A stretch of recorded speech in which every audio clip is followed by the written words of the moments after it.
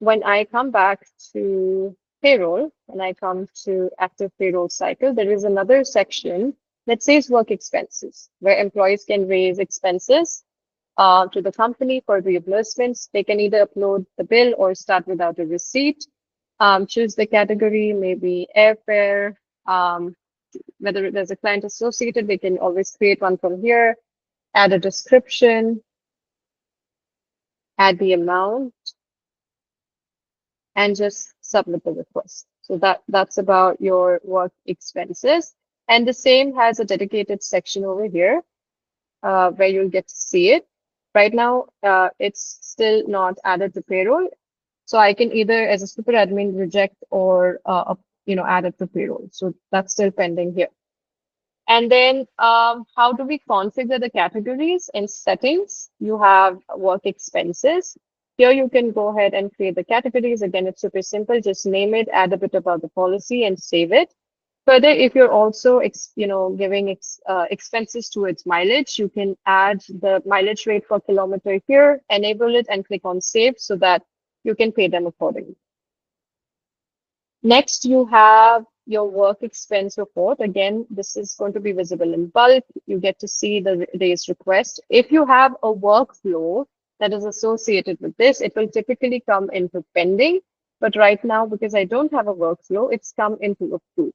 Now, one thing to note about work expenses, you need to add it to payroll in order for it to be a part of your payroll table. If you do not add it to payroll, it will be under approved and it will come forward as an arrear for the next month. So be sure to come here and add all of these to payroll. You can also bulk add them to payroll, or you can individually do it based on the bills that have been paid. Or if you have like a fixed amount and it's crossing the amount, you can always go ahead and reject it. Okay.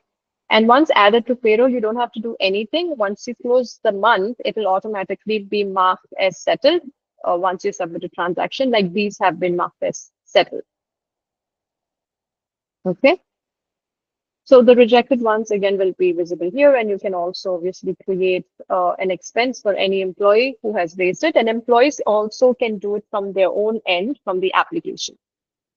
Now, I wanted to go over how you can set approval flows for this. Now, if you're speaking about expenses, you can choose maybe the first one to either be a line manager or a super admin so that, there is a structured way of approval when it comes to these expenses. If you have a different process, you can choose a line manager as the first approver.